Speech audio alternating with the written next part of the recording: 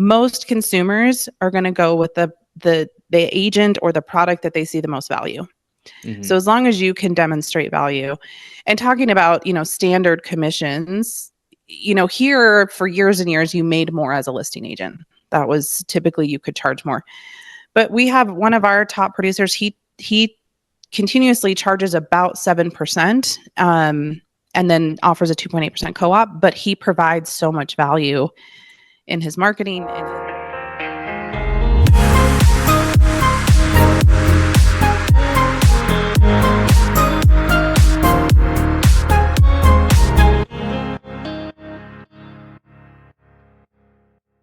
Welcome to the Real Estate Law Podcast. Jason Muth here with Pride Away Stays and Straightforward Short-Term Rentals. Rory Gill, our attorney and real estate broker, is in the office today. What's up, Rory?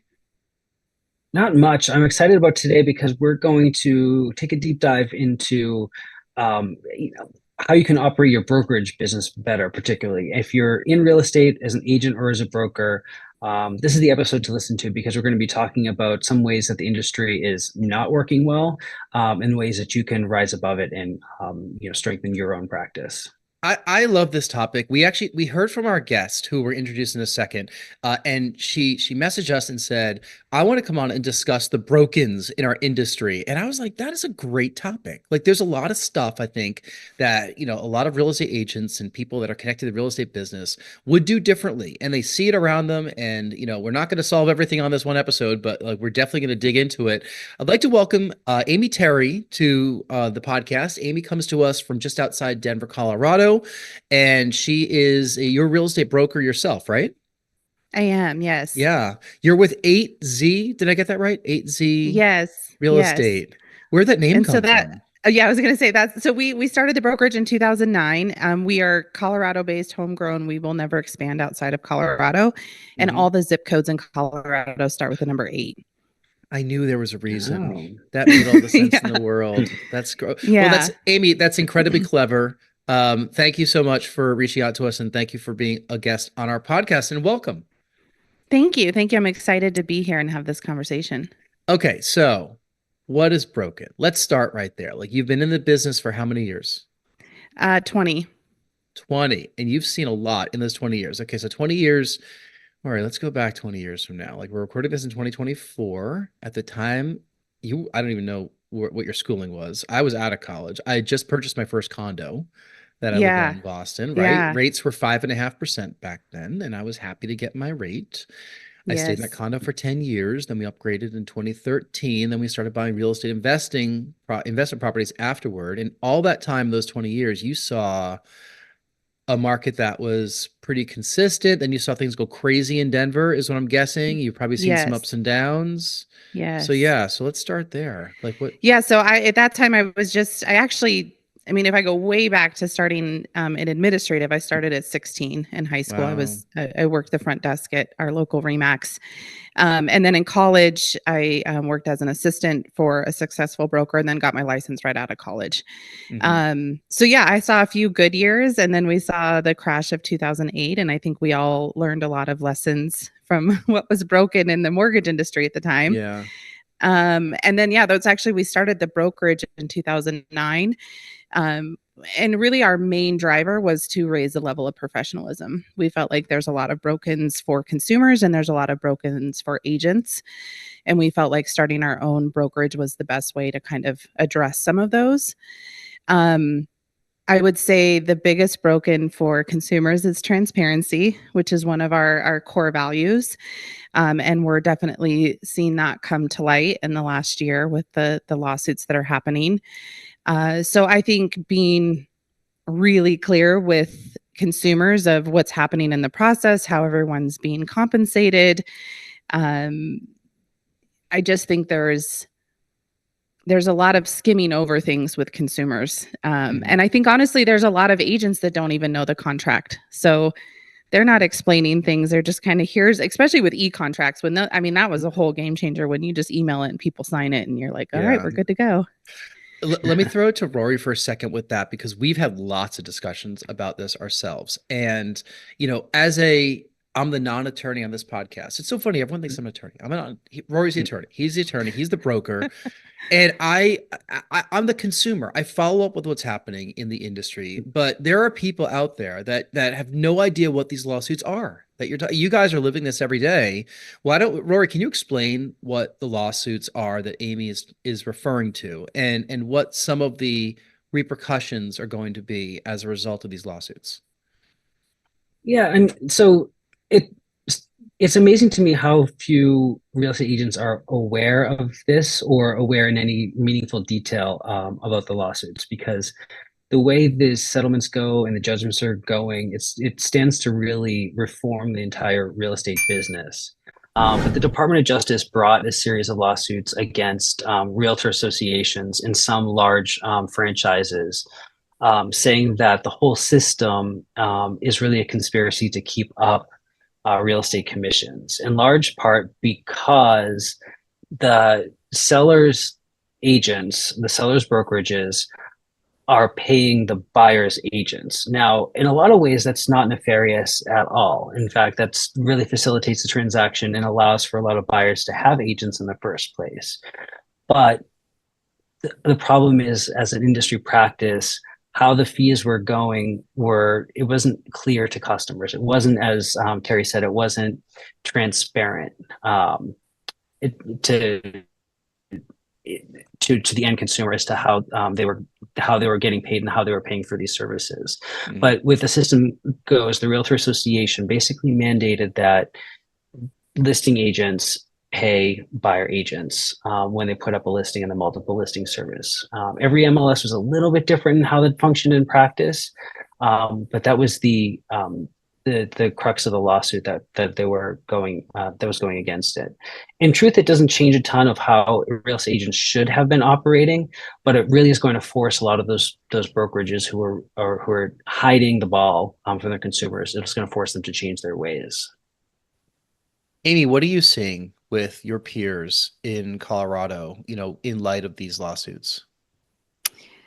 So a few things. I'm seeing a lot of people leave the industry, which I'm honestly thrilled about. I'm thrilled that it's going to thin the herd a little bit. I think anything that makes it a little more weedy it is a positive. I mean, I think the bar is really low to get your real estate license. So we are seeing a lot of people not renew their license, which I'm good with.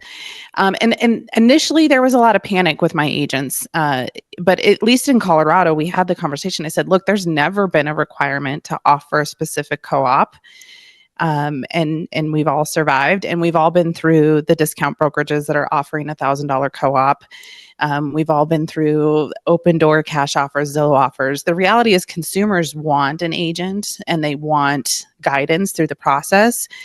And really, I'm just coaching my agents and reiterating what we all should have already been doing, or hopefully we're already doing, is, when I list a property, I'm explaining, here is the total commission, here is what I get paid, here is what we're compensating another broker for bringing us a buyer. We're also now looking at, when we're bringing comparable sales to a seller, we're looking at what the co-op was that was offered. So that is now part of our adjustment. It's just as if there's seller concessions or... So again, and then the sellers can make an educated decision on, do I want to offer a co-op? Do I not want to offer a co-op? And I've also prepared my clients. Most people are going to ask for a co-op anyhow. So that's going to be in the negotiation. On the buy side, now when I'm going through the buyer's agency with my clients, I'm explaining again my role, how I typically get paid.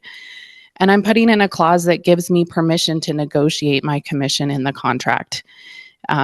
At the end of the day, am I going to stand in the way of a client getting their dream home because I'm not getting paid what I'm hoping? No. But again, just having all those conversations so everybody understands how the process works. And the reality here in Colorado, commercial real estate has always been that way. They offer a 0% co-op and you negotiate your co-op. So I don't really see it. I mean, I think the in some ways the lawsuits are unfortunate, but at the same time, I think it needed to weed out people that weren't being responsible and weren't being transparent and weren't communicating, or frankly, didn't understand themselves, like how the whole process was working and how the contracts are written. And And I think too, you get to choose what you focus on. So I'm focusing on the positives, that I think it's just creating more transparency for consumers. It's thinning the herd of people who aren't full-time professionals. So at the end of the day, I feel good about it. And I'm not personally concerned. I mean, maybe I'm being arrogant, but I think, part of our brokerage is we only employ full-time professionals. We have a lot of training. I'm not concerned about the way our agents were presenting listing agreements. I don't think hopefully none of our clients were confused on or felt swindled on how the process was working. Mm-hmm. I'm a firm believer that if you can articulate your value to your clients, you can be transparent, because you don't need to just put a contract in front of them and get them to sign and move on. If you are articulating your value clearly, your client is going to happily compensate you for the work that you're doing. But not every agent is equipped with the ability to explain their value. I agree. And I'm also a big believer, and you have to kind of just lean into what's happening. I mean, our industry is constantly evolving. And like a prime example is when we had all the iBuyers come into the market. I saw a lot of, outside of our brokerage, people kind of panicking and avoiding it. And I came into every listing consult with a Zillow offer, an open door offer. They're pushing the buttons. So don't try to pretend that it's not happening. I sold probably 12 properties to open door, and my clients paid me on every transaction. Like, the reality is your clients want guidance. They're hiring you for a reason. They're hiring you for your expertise and your consultation and getting you through the process, not opening a door. Yeah. Is it going to be a negotiation point, though, that other agents will use either against you or as a way to try to get a better deal to win either a buyer client or a listing? Yes. And I'm concerned about that, especially the Denver market has really heated up in the last 5 weeks. So anything under 700,000 is pretty competitive right now. And yeah, it's going to be tough if you're in a competitive offer situation and your commission is what's making the offer not attractive. Yeah, it's going to be tough, and it's going to be a decision that, brokers are going to have to make individually of how they want to run their business. But the reality is we've always been up against, discount brokers on the listing side. And I think the big piece, which is also a good thing, is that people are going to have to get ahead of it. You need to have these conversations long before you're writing a contract so that your clients aren't surprised and it's not that awkward moment of they've now found the house that they love. And brokers are going to have to make the decision too when they meet with a buyer. Can you pay my commission if that comes down to it? And if they can't, do you want to work with them or do you not? Yeah. So yeah, I definitely foresee there's going to be people that will come in and write in a competitive offer situation that, I'll take 1% or I'll do it for a flat fee or whatever. So far, knock on wood, I haven't come across that. But just last night I wrote a contract. Our typical co-op here is 2.8%. It was a competitive offer situation. Their co-op was 2.5. I, toyed with, do I write in 2.8? And I decided I was okay with the 2.5 to get them the deal. So it's just going to have to be business decisions across the board. As the outsider, when you say 2.5, is that on each side? Is it each side's getting the 2.5, or is that the total commission pool that's shared? So that would be what they're offering to the buyer's agent. In the MLS, right. we have no idea what they're making on the list side until we see the settlement statement. Got it.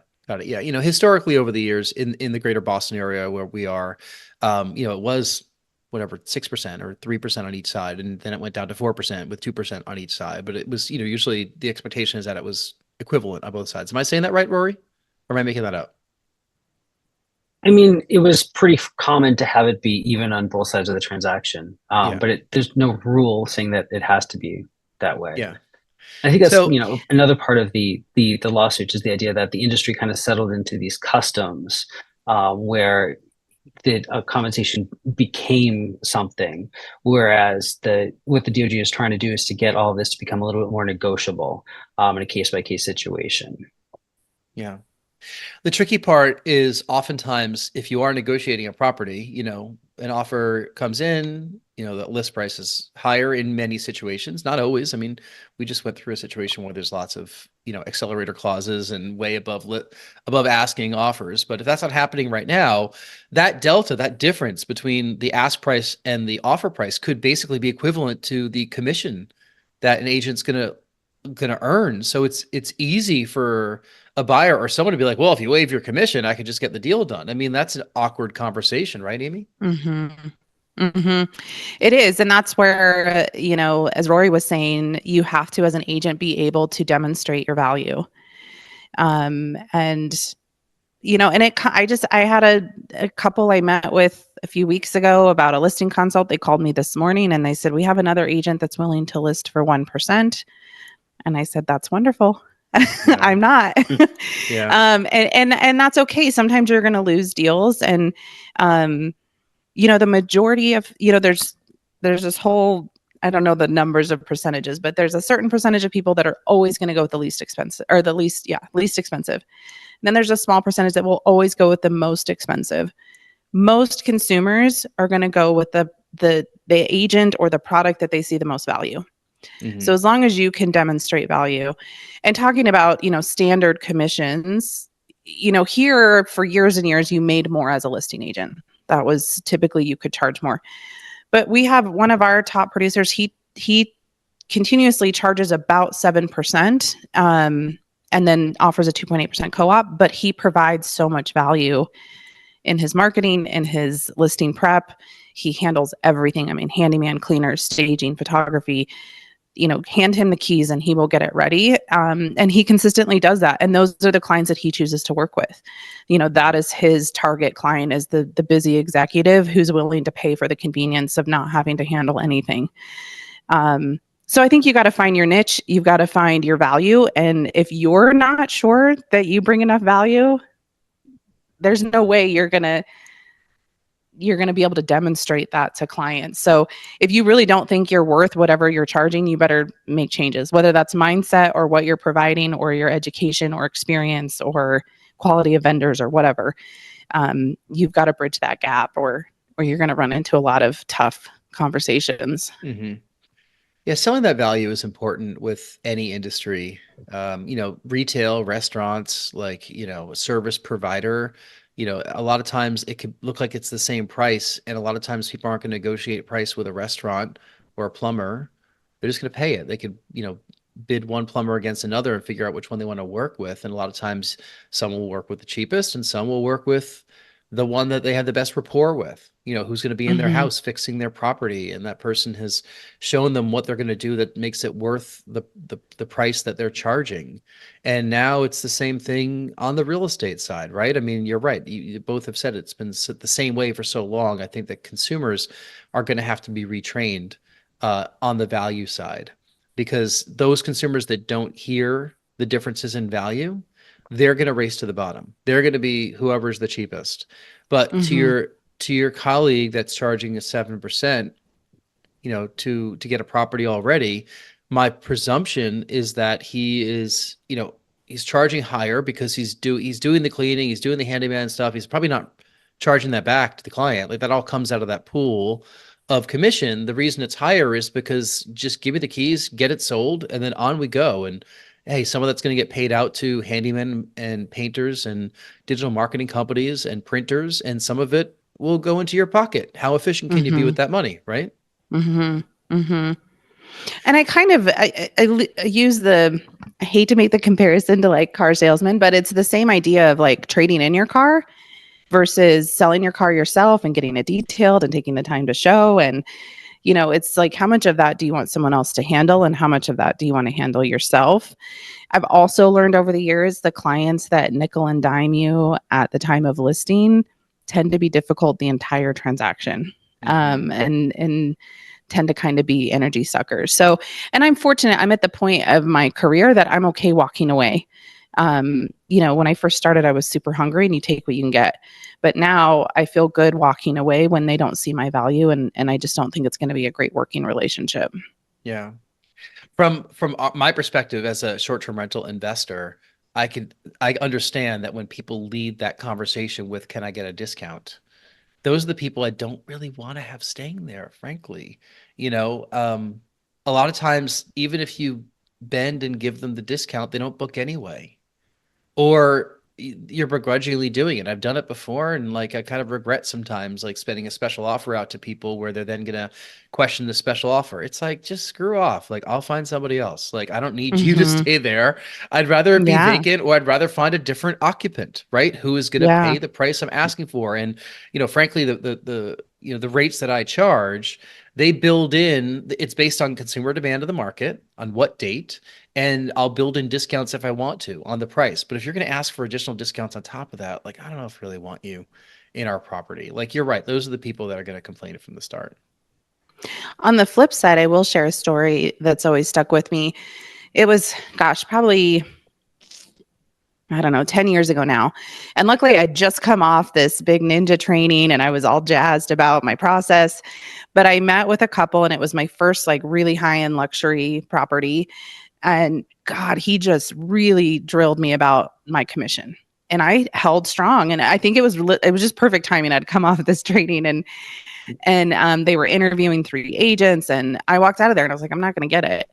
And he called me the next day and I got it because I was the only one that didn't move off my commission. And he said, I wanted to see if you could negotiate. You're going to negotiate my contract.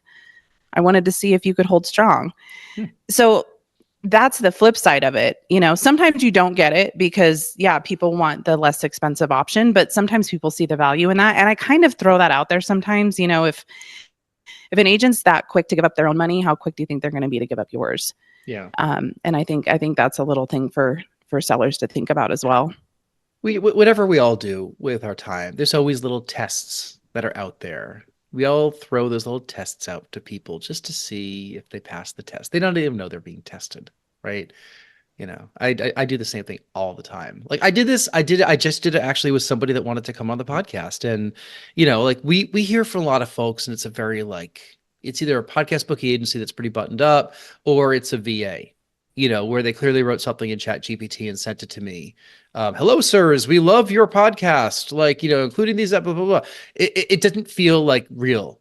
I had someone that reached out and I'm like, this guest might be okay. But I basically shot back at them some homework I wanted them to do. They mentioned how much they liked some of our recent episodes and got some value out of specific things. And then I wrote back, I said, oh, that's awesome. Which episodes did you like? And what were the takeaways that you got back? Just to see if they'd respond. If they didn't respond, then I move on to the next person. If they did respond, which they did, now it's on me. I gotta either invite them or not. Yeah. I mean, I think we all, especially when you're hiring someone, you've got to kind of have them jump through some hoops. Yeah, absolutely. All right. So Amy, what else is broken? Like, what are some of the things that you are working on to improve your business, your life, your customers here in 2024? Yeah. So some of the brokens that we looked at were also brokens for agents. There's a lot of things that were kind of silly about the real estate agent. It was just, or the real estate industry. And it was because it was just the way that we always did it. When we started our offices, we're like, what other company do you pay for your own copies? And what other company do you pay to sit at a desk? And there were just things like that didn't make sense to us. The other big thing is that there's no really retirement vehicles for agents unless they're doing it on their own. And I think there's also a lot of agents that sell real estate and don't invest in it. So 2 things that we kind of put together, we have a program called Wealth Builder. And it's one of our former managing brokers has now stepped out of that role. But he travels nationwide and researches markets. And he went through all the trouble to create all the legalese behind it. But we basically have a group investment that every year agents get to either contribute a lump sum or a percentage of their commissions. And, we buy as a group about, 30 to 50 properties a year. And then he's got it all figured out that they'll be paid off in 10 years and then 10 years of cash flow. And then at that 20-year mark, we can decide if we want to liquidate or not. So we created these funds where agents can start, if they don't have 50,000 to put down, they can the minimum investment is 5,000. And in turn, you're investing in real estate and you're also creating some retirement vehicles. We also have our founder always promised us that he would sell the company to us. So 5 years ago, he created an ESOP. And you can become a partner in the brokerage based on your contribution to the brokerage, how much real estate you've sold, how long you've been with us. And then you actually become an employee. So we have a base salary, we have healthcare, and then you get shares in the brokerage. So that's, I think as far as we know, we're the only real estate brokerage that's an ESOP. So you actually have true, it's not like shares, like in in some other brokerages I'm not going to name, but it's true ownership in the brokerage.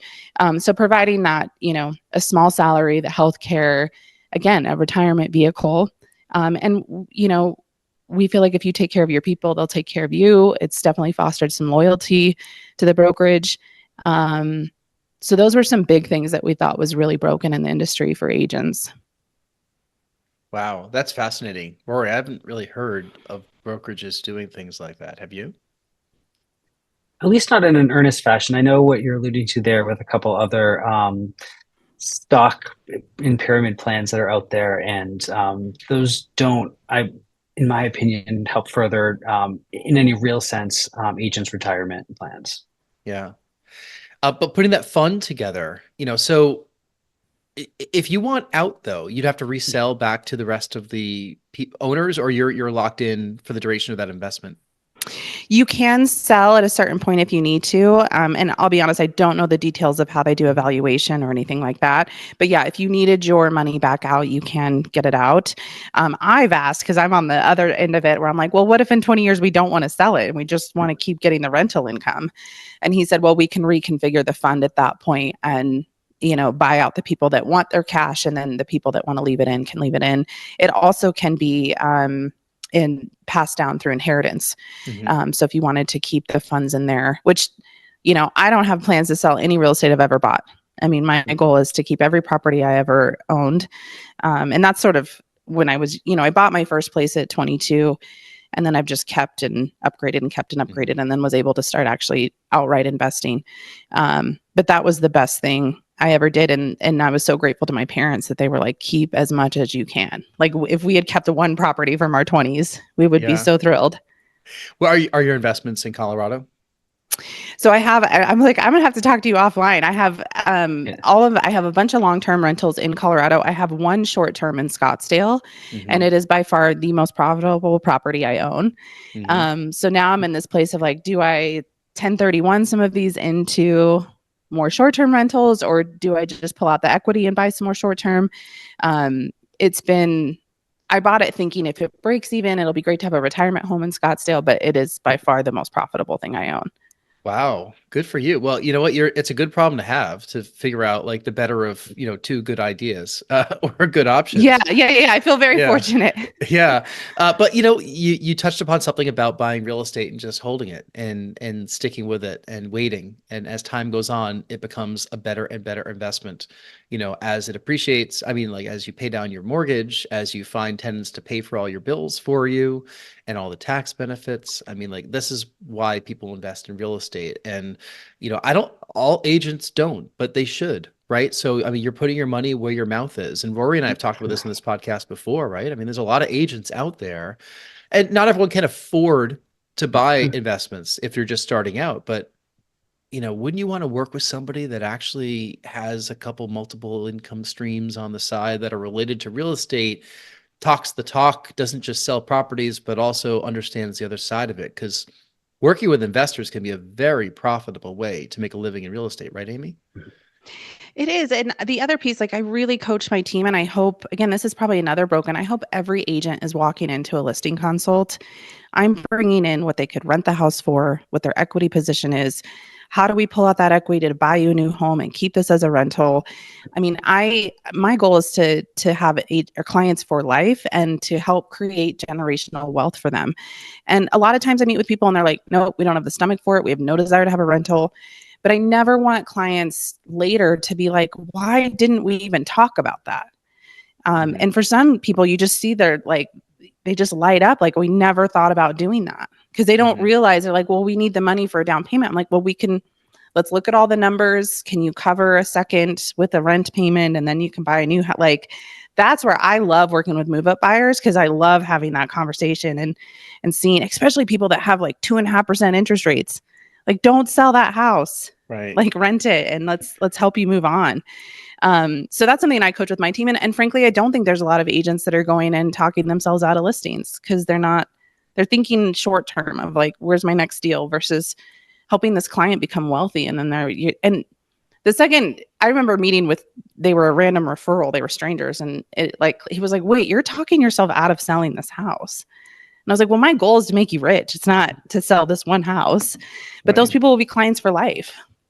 Right. Yep. Right. I mean, sometimes you just have to pass on a client for a specific reason or pass on the situation and they'll appreciate you more. Just like that negotiation where you didn't budge on your rate and he came back to you and actually did the deal with you. Yeah. Yeah. Rory, any final thoughts before we get to the final couple of questions for Amy? I'm sure there's a lot broken, right? We can keep going on broken stuff, but we all have limited time here. Rory, how do you want to put a button on that? Well, I'm going to just kind of ask a question on behalf of kind of a lot of real estate agents that are out there right now. If you're one of those few that is struggling with the market where the volume just isn't what it used to be, and you maybe are one of those people that's considering hanging up your license and walking away from the industry, what advice would you have for those agents on ways that if they really wanted to make a career in real estate, what are some of the things that they should be doing right now to set themselves up for success? I think the first thing I would do, especially if you're considering getting out of the industry, is asking yourself your why. Why did you choose to get into real estate? What is your goal in selling real estate? There's a lot of ways to make money. So get really clear on your why. And if you don't have a clear why, then maybe you should get out of the industry. But if you have a clear why and you know what you're doing, then really focus on how can you provide value. And there's always activities that you can do. And it doesn't have to be stuff that costs money.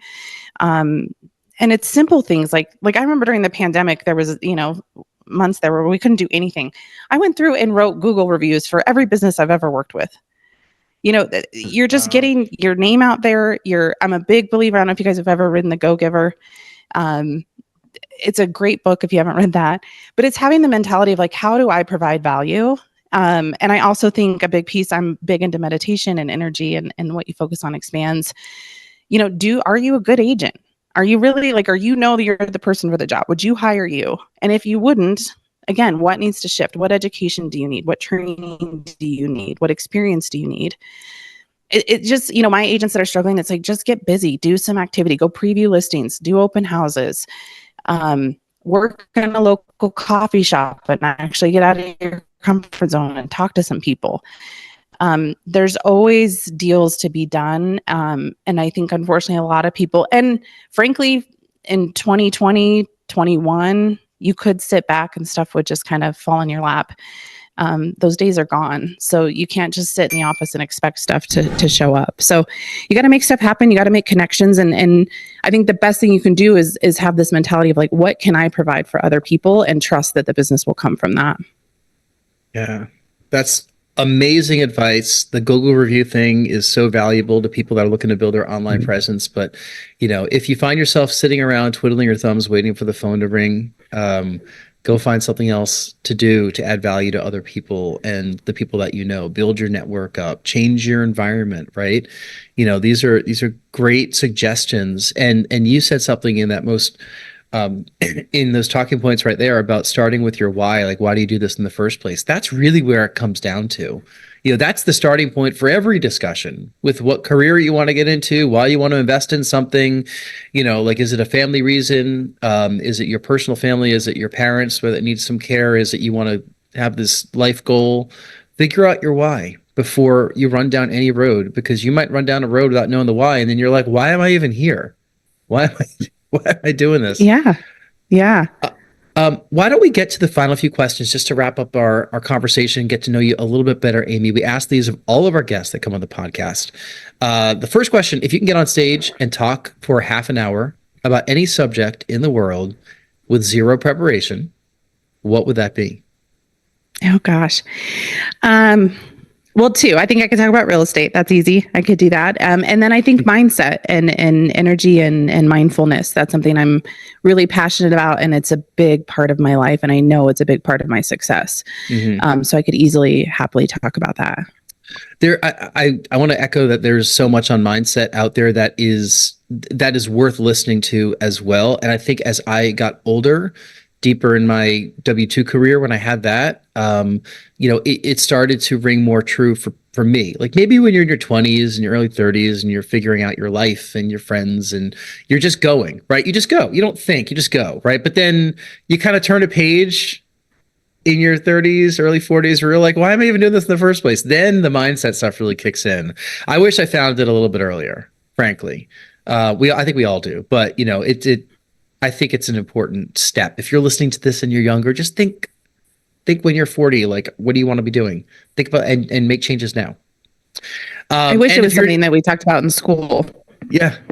I know there's so many things I wish we talked about in school: personal finance, financial responsibility, like public speaking, a long list of like things that I don't regret the schooling that we had, but there's a whole set of curriculum that I think that I would have focused on instead. All right. Second question. Tell us something that happened early in your life or career that impacts the way you're working today. So this is kind of random, but when I first got into real estate, I also was a victims advocate for Lakewood Police Department. I really actually was pre-law in my undergrad, worked for the DA, thought I wanted to go into that, but wasn't sure. So I worked with the police department in the court system. And that has really shaped a really good reminder of what's important and what's not. When you're doing death notifications and you're sitting with a rape victim, and it puts it in perspective when someone doesn't get a house or the deal falls apart.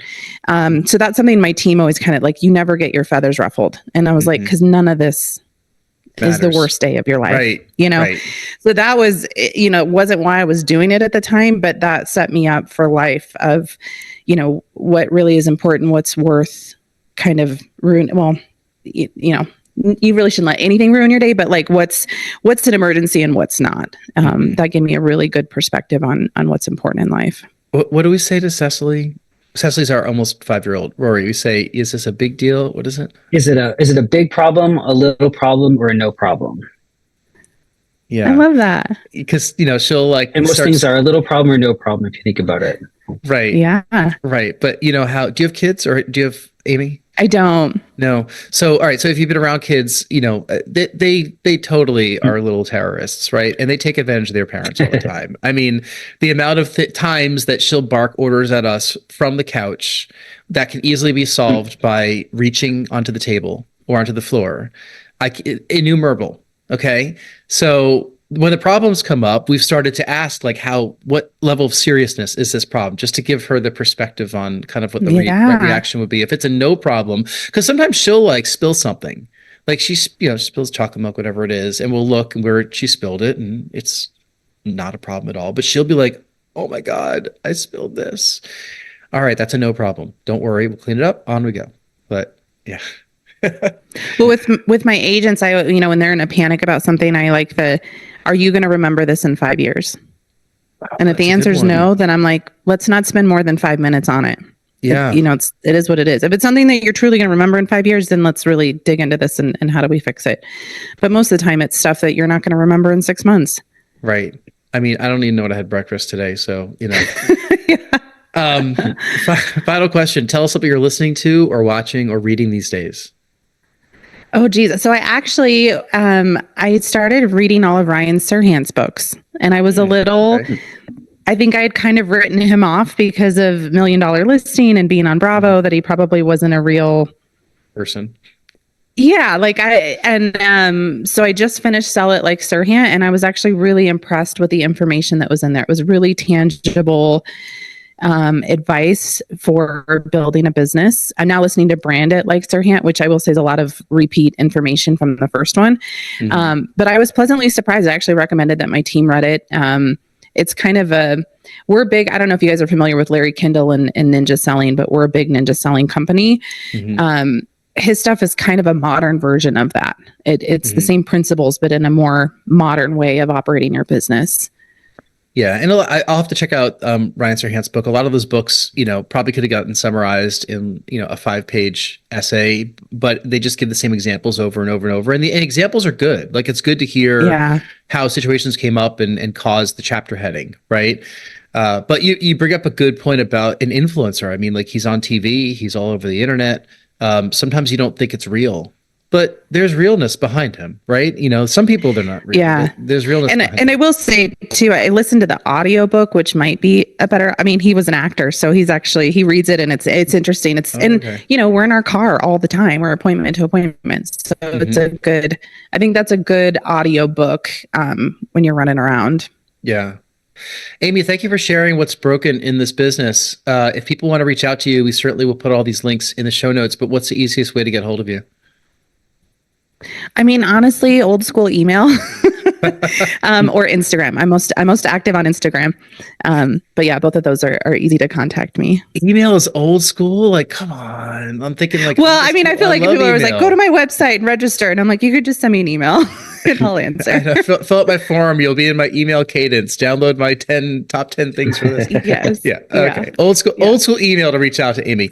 Rory, what's the easiest way to get a hold of you? If you just go to rorygill.com, you'll see the different ways you can get in touch with me and the different ways that I can help you out. Including your old school email address, right?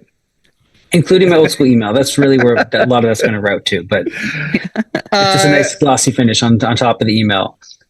If you've enjoyed this episode, we love not old school reviews. 5-star reviews really help us out an awful lot. If you have comments, please comment. If you're watching this on YouTube, if you have questions, please email us. You can go to realestatepodcast.com, get all of our information. There's a form on there. If you want to be a guest on the podcast, reach out to us. We would love to have you if it fits our schedule.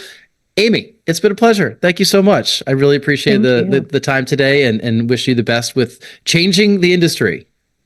Thank you so much. Thank you.